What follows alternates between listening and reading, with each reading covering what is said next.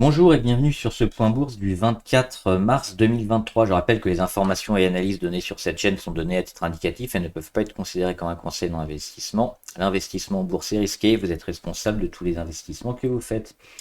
Alors en ce moment c'est le secteur bancaire qui est un peu sous pression, on l'a vu récemment avec la faillite de SVB, Silicon Valley Bank, suivi après par Credit Suisse qui a été racheté par UBS.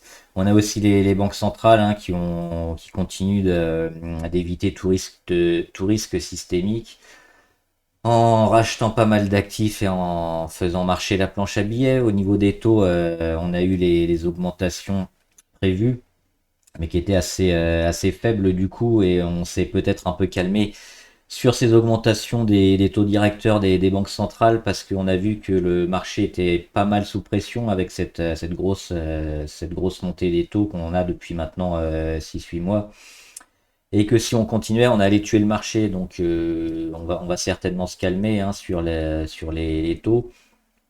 Au niveau de la Fed on était à 0,25, au niveau de la BCE à 0,5. Ça va certainement aller sur les mêmes niveaux, mais peut-être de plus en plus long. On va pas monter tous les mois, tous les 2 mois, mais plutôt tous les 2 mois ou tous les 4 mois. On va peut-être même arrêter de monter cette année 2023. On a fait certainement enfin, oui, on a fait le plus gros de la hausse, ça c'est certain. Mais on arrive peut-être au plus haut, donc une dernière hausse avant la fin, et puis on va rester sur ces niveaux-là courant d'année 2023. C'est certainement le scénario privilégié par les marchés.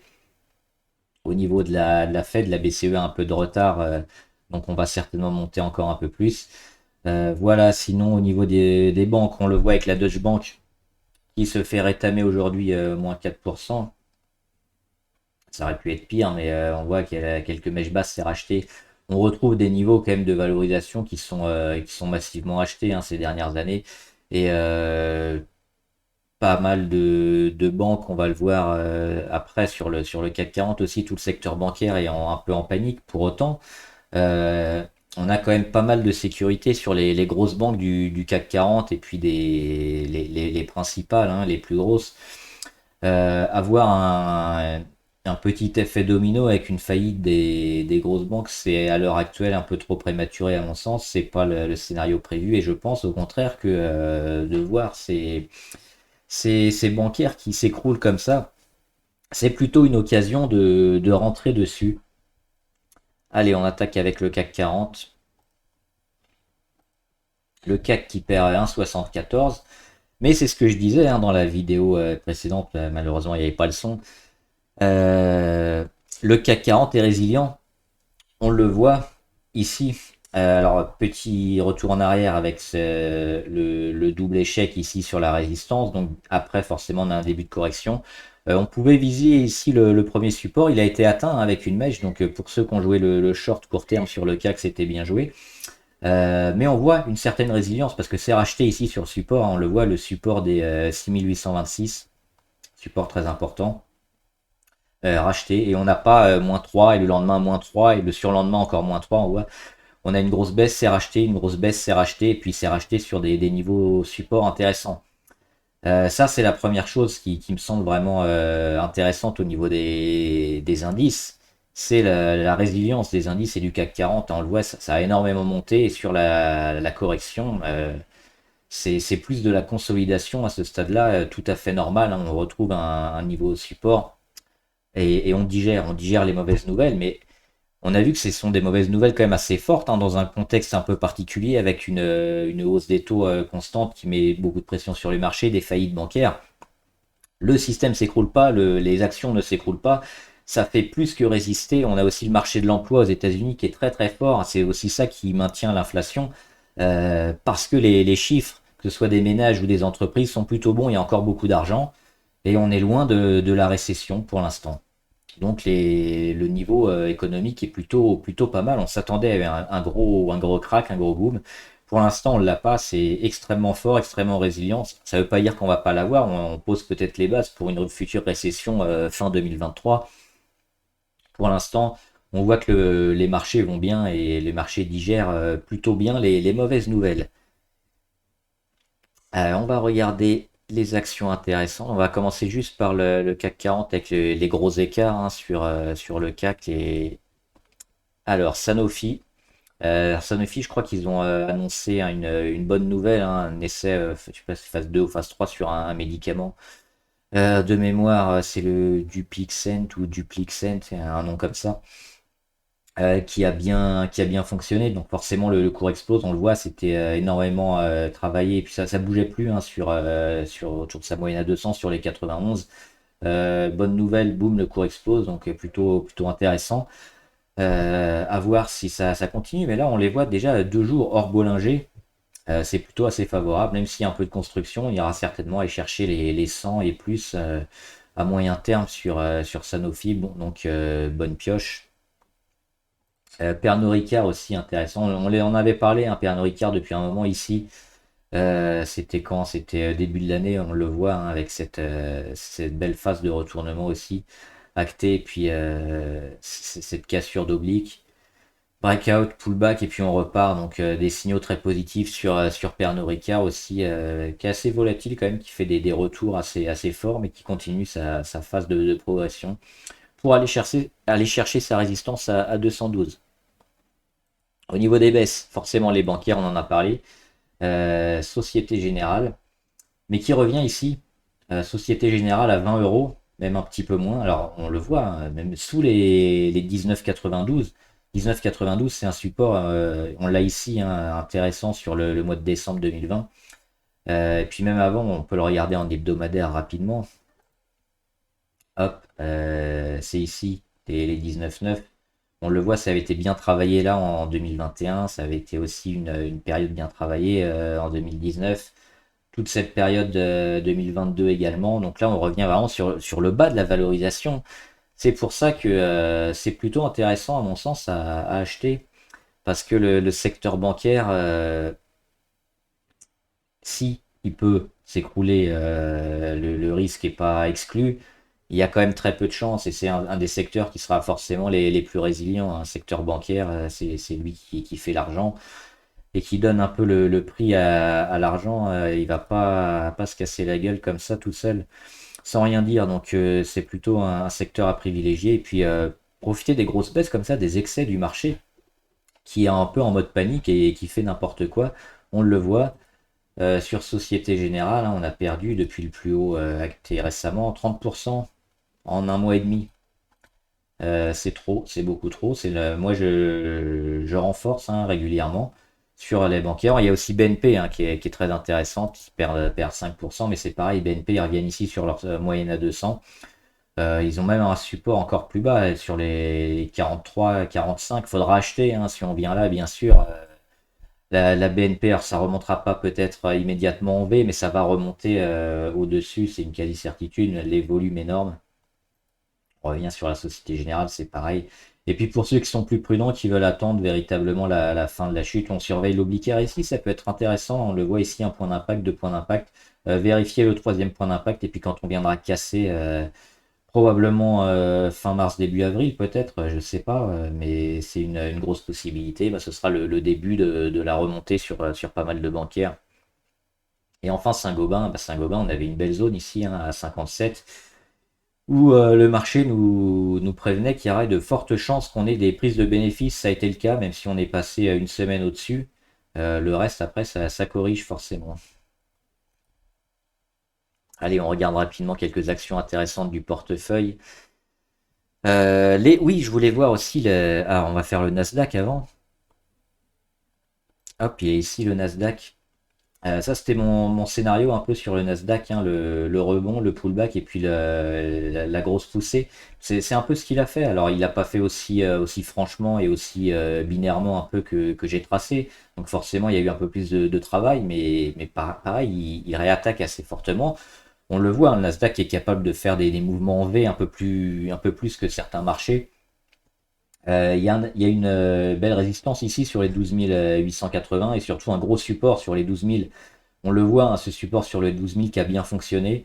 Breakout, pullback sur les 12 000, c'est travaillé, c'est racheté et puis on relance. Le jour où on casse les 12 880, on a la grosse confirmation sur toutes les techs. Même si pour moi on l'a déjà, hein, cette confirmation sur les techs. Alors c'est peut-être en anticipation, mais à mon avis, le secteur des techs va avoir une année 2023 plutôt très intéressante parce qu'ils ont corrigé énormément et probablement un peu trop. On le voit ici avec Alphabet. Hop, Alphabet, hein, l'année 2022 catastrophique. Et puis on a le début, hein, le début des rachats à bon compte ici sur support, sur les 84. Et on casse les obliques, les résistances sur les plus hauts qui ont mis beaucoup de temps à être tracés. Donc c'est des obliques d'un an, donc c'est vraiment très important. On voit, on les casse une deuxième fois, on va revenir. C'est aussi en rapport avec la moyenne à 200 qui est en train de s'aplatir. On a toutes les moyennes, pareil, en train de revenir à la hausse, hein, pour les plus faibles, les moyennes à 20 et à 50. Les volumes aussi, forcément, les volumes sont très intéressants parce qu'on voit ce pic de volume ici sur la première tentative de pousser. On a un pic de volume également ici au mois d'octobre sur les plus bas. Ça, c'est important quand on voit des pics de volume sur des niveaux pivots. Ça nous valide un scénario qui va être moyen terme, long terme. Donc ici, racheter sur support sur les plus bas.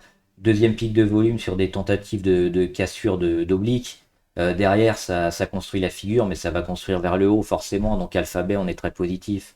Amazon, un peu moins. Amazon, ils sont encore en phase de construction. Alors il y a de belles chances qu'ils partent aussi, mais on voit que l'oblique, elle est un peu plus loin. La moyenne aussi à 200, un peu moins belle. Donc le timing n'est pas pareil sur Amazon. On serait plutôt partisan d'attendre un petit peu, ce serait plus sûr. Apple, on en a parlé longtemps, c'était une des plus résilientes, hein, on le voit, et ici, elle se maintenait autour de la moitié quand la plupart des autres techs se seraient plutôt baladés sur les 130, 135, elle était ici sur les 150, donc on voit qu'il y en a une belle force sur Apple, un peu plus costaud que les autres, ça mérite toujours d'être acheté, hein, oui, Apple, hein, d'autant qu'elle casse ici les 157 depuis quelques jours. Phase de retournement aussi, donc sur Apple à moyen terme, c'est assez intéressant. Donc pas mal de tech US, on va faire Microsoft rapidement, hein. C'est la même chose. Microsoft, gros canal baissier. On le casse une première fois ici au mois de février. Donc breakout. Le pullback où on vient. Alors c'est un scénario, c'est un peu des graphiques que vous pouvez revoir assez souvent. Si vous voyez ce genre de graphe sur d'autres actions, n'hésitez pas à les mettre en commentaire et à en discuter sur la chaîne, parce que généralement ça fonctionne bien.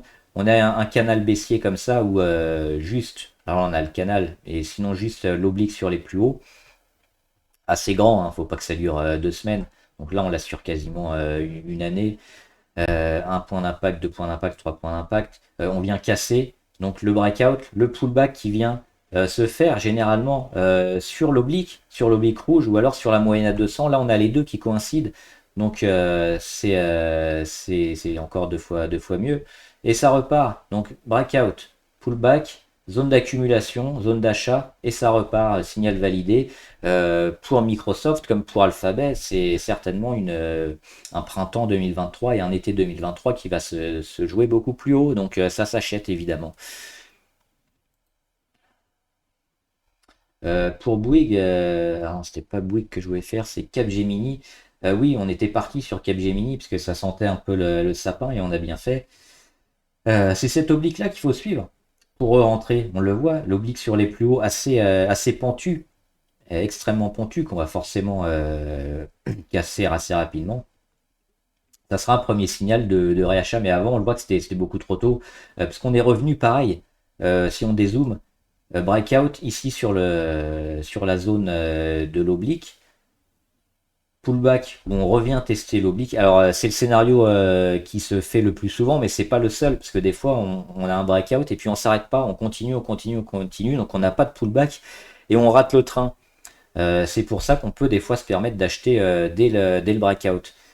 Sinon le pullback il faut l'attendre, et là on a ce retravail sur pullback ici sur l'oblique en dessous de la moyenne à 200. Ça c'est un peu plus gênant parce qu'on est en dessous, il faudra rapidement se remettre au-dessus.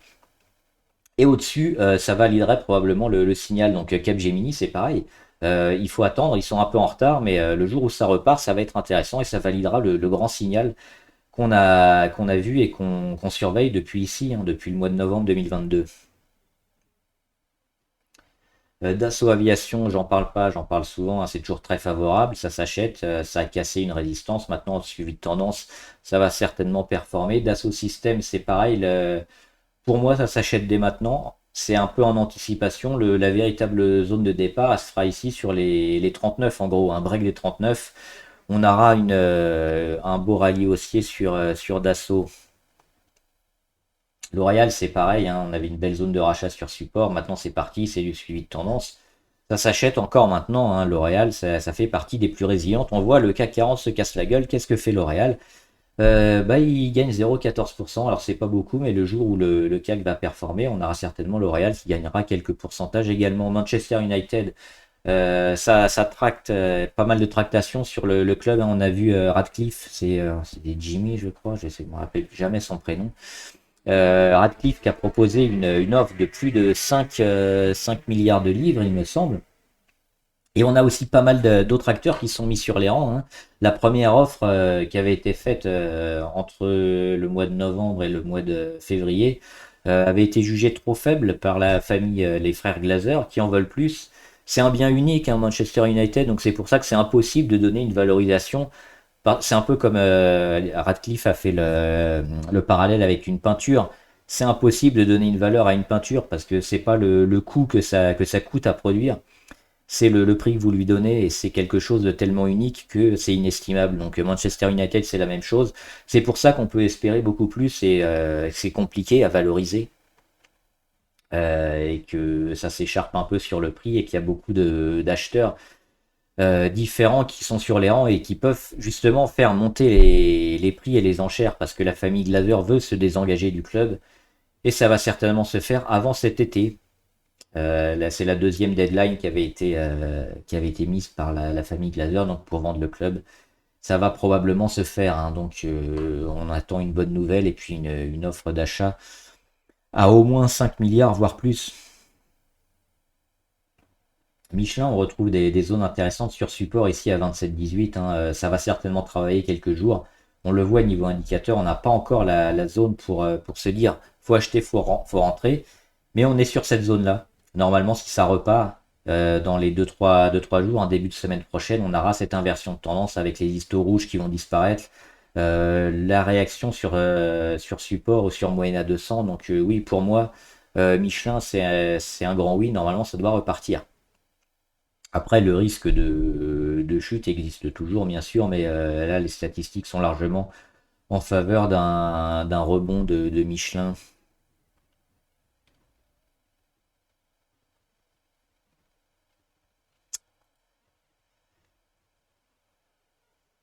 Alors Ruby qui a un peu plus de mal, hein, on l'a vu ici, on attendait un peu la confirmation et c'est pour ça aussi qu'on peut suivre les moyennes les plus courtes et là ça coïncide avec l'oblique sur les plus hauts qui est pas très pertinente parce qu'ils sont un peu rapprochés, mais ça coïncide avec la moyenne à 20, donc ça j'aime bien, ça nous fait une oblique un peu forte, mais qui nous protège un peu de l'anticipation, c'est-à-dire que si on voulait acheter un peu Ruby ici sur support à 24,38, on se dit qu'il y a une zone de congestion à jouer ici, et tant qu'on n'a pas cassé l'oblique, on n'achète pas.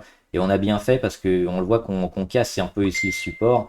Donc c'est plus intéressant de toujours avoir la confirmation d'une oblique cassée pour rentrer, parce que le support parfois, quand on a des grosses chutes comme ça, ne réagit pas dès le premier coup. Donc un peu attendre sur Ruby. Sartorius, je suis rentré, hein, j'en ai parlé la dernière fois. Inversion de tendance, on a des distos verts qui sont en train d'arriver. On n'est pas allé sous les 30 niveau RSI, on en a toujours été racheté avant. Pas de survente. On le voit cette figure avec hop, la perte de volatilité un petit peu. Les rachats aussi qui se font ici sur les 289-303, un peu en excès dans cette zone-là. Sous les 303, c'est un peu de l'excès. Les 303, c'est plutôt un support qui est testé mais qui est joué et qui a tendance à être acheté. Là, il y a pas mal d'indicateurs qui sont bons, hein. La MACD, on est en territoire négatif, en inversion de tendance, donc grosse plage positive à aller chercher. Ça, c'est bon. Niveau RSI, on est à 41, on est encore un peu bas. Mais si on revient bien sur les prochains jours, on va attaquer les 50 et plus et on va valider un signal d'achat sur Sartorius. Et puis on le voit ici avec cette grosse oblique. C'est l'oblique qu'on a pu avoir sur Ruby, hein, pour déclencher un signal d'achat ici. Donc à partir de ce moment-là, hein, on va zoomer, hop, à partir de le 9 mars, on pouvait commencer à acheter Sartorius et on voit qu'après le prix bouge quasiment pas, hein. Donc c'est vraiment une zone dans laquelle on est plutôt intéressante pour acheter du Sartorius. Snowflake aussi. Un peu tôt, mais on voit les indicateurs qui sont au retournement pour Snowflake. Snowflake, c'est le cloud, c'est la techno, c'est le Nasdaq, et à mon avis, ça va repartir assez fort. Snowflake, on a un gros support ici à 128, on en a un peu plus long à 112, mais on le voit. Snowflake, ça a été catastrophique en 2022, ça a été probablement exagéré. Pour moi, c'est survendu, c'est sous-valorisé, on revient sur des niveaux intéressants. Toutes les moyennes reviennent ici après plusieurs mois de descente. Les niveaux pivots sont rachetés, ça devrait remonter. Société Générale, les banquières, j'en ai parlé. Pour moi, c'est des zones d'achat intéressantes à un moyen terme. Faut acheter Société Générale à 20 euros ou même ici à 17 euros. On dit merci et on achète normalement parce qu'il y a le risque que Société Générale mette la clé sous la porte. Il est assez faible. Si vous êtes prudent, vous attendez quoi? Cassure de l'oblique RSI ici sur la Société Générale, sur BNP c'est pareil, sur plein de bancaires, hein. On attend que la chute finisse et puis on va rattaquer ici. Ça nous mènera probablement fin mars, début avril pour pas mal de bancaires. Technip Énergie, j'en avais parlé aussi sur ma page, hein, les 19.2 qui sont un support intéressant à jouer pour la valeur en suivi de tendance. Donc ça s'achète probablement. On le voit qu'il y a toujours des rachats à ce niveau-là, hein, quand on revient sur les 19.2.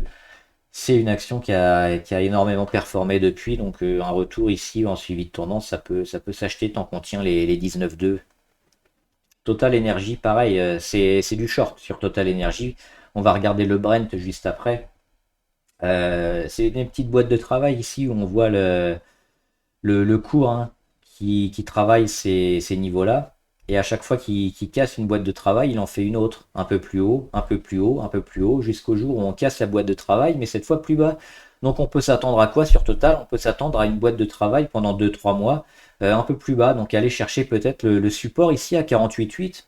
Donc les 50 et moins, pour moi c'est mon objectif sur Total, hein, que j'ai shorté ici. Aller chercher les 50 et moins. Donc j'ai fait un aller-retour sur Total pour pas me manger les dividendes, hein, parce que si vous êtes en short et que vous avez les dividendes, bah, vous payez les dividendes, donc c'est jamais appréciable. Donc j'ai fait un aller-retour, je me suis remis en position négative juste après pour aller jouer les 50 et moins sur Total. Pourquoi? On a vu le Brent. Le Brent, ça va pas trop. Non, je l'arrête pas ici, le Brent. Il est là, hein, le Brent qui est en correction depuis le mois de mars. Ici, on l'avait vu avec cette oblique sur les plus bas, c'est cassé. Un support sur les 76 qui est cassé, on le voit et on n'arrive pas à revenir dessus. On revient, mais c'est trop dur pour l'instant. Donc probablement une phase de correction sur le pétrole. Le pétrole qui va certainement à terme venir sur les 60. Alors peut-être pas début avril, on va construire, on va zigzaguer. Mais là, on a quand même une belle phase qui nous dit attention, le Brent risque de corriger vers le bas. Plutôt une bonne chose pour les pompes si le prix suit, ce qui n'est pas toujours le cas. Twax, alors ça se regarde pas en journalier, Twax, ça se regarde plutôt en hebdomadaire ou en mensuel. En hebdomadaire, on est comme ça. On va plutôt même le voir en mensuel, puisque là, on a un seul point d'impact. Hop, en mensuel, on est là, point d'impact 2008, deuxième point 2011. Le troisième 2022, donc c'est ceux-là qu'on joue gros long terme, hein, sur Twax. Et on le voit, breakout, ensuite pullback, on revient tester l'oblique rouge. Donc c'est ce que je disais sur certaines actions avant. C'est souvent le scénario le plus joué sur les actions. La vie d'une action, c'est un peu ses mouvements privilégiés. On casse l'oblique, on revient tester l'oblique et ensuite on repart. Donc là, c'est premier signal d'achat. Signal de confirmation, un peu d'accumulation, et puis quand on va repartir au-dessus de l'oblique rouge, c'est un signal long terme, un très long terme même sur Twax, parce que là on est en mensuel. Pour revenir à du journalier, là c'était un peu bas, il faudrait voir s'il n'y a pas des mauvaises nouvelles. Mais a priori, on est plutôt confiant sur du long terme, hein, sur Twax. Quand ça va repartir, ce sera positif. Unibail, incroyable, Unibail qui continue de descendre et qui vont se rapprocher d'un niveau à 42,8. Et on a aussi l'oblique RSI sur Unibail. Donc moi, je pense aussi à rentrer sur Unibail prochainement sur ces deux niveaux. Les niveaux, si j'ai des liquidités à 42,7, ça pourrait être un premier niveau intéressant. Et sinon, cassure d'oblique RSI, quand on vient casser ici, d'autant qu'on aura une petite phase de congestion quasiment sous les 30, au-dessus des 30, et ça nous mettra le cours un peu, pareil, niveau indicateur, il y aura tout qui va se goupiller. La MACD, on est déjà dans le négatif, mais le jour où on aura l'inversion de tendance, ou même avant, hein, parce que là, on est déjà passé très bas, ça va certainement travailler sur les 42, 42,4, réagir un petit peu, et on aura un début de réaction, je pense. Sinon, ce serait inquiétant. On irait beaucoup plus bas. Mais je pense que ça sera racheté ici, et puis on aura un début de rebond sur Unibail. Et Volkswagen aussi, Volkswagen intéressant, hein. Ils sont sur une zone bien travaillée, une zone de support ici sur les 120. Ça mérite aussi d'être regardé. On peut même mettre un petit oblique, hop, comme ça. Ouais, c'est pas très pertinent, hein, cet oblique-là, on va l'oublier. Mais travailler ce support à 120, et je pense que ça peut repartir aussi, hein, si on tient les 120, Volkswagen a de belles chances de continuer ça marche en avant. Là, on a eu des grosses prises de bénéfices, les marchés qui étaient un peu en panique dernièrement, donc forcément ça descend. Mais ça descend où? Ça descend sur les zones support, donc les zones support qui doivent être achetées et qui doivent tenir. Si c'est le cas, on peut rentrer sur Volkswagen. Boardline, c'est pareil. C'est une zone support ici sur les 37. Sur les 37, ça s'achète. Xpeng qui s'est allé chercher un troisième point d'impact qui corrige un peu. Alors deux choses, hein, si on est court terme, on pouvait vendre, hein, aujourd'hui ou hier sur Xpeng une partie. Moi c'est ce que j'ai fait, j'ai vendu une partie sur Xpeng court terme et je garde l'autre partie que je vais pas vendre parce que ma dernière position sur Xpeng elle est long terme, donc elle est en plusieurs mois, voire plus d'une année. Sur ces niveaux-là, je garde parce que je mise sur une explosion du marché électrique d'Xpeng, notamment en Chine, mais également aux États-Unis et en Europe. Sinon, on avait Kaufman et Broad. Ils reviennent sur support, donc intéressant, hein, le support en moyenne à 200, si c'est tenu, ça peut repartir. Donc zone d'achat intéressante, si on vient casser les 24, par contre, fuyez. Et on avait, hop, je ne l'ai pas noté, c'était Forestia de mémoire. Forestia intéressante aussi, hein, elle a fait un gros breakout, elle a cassé son oblique.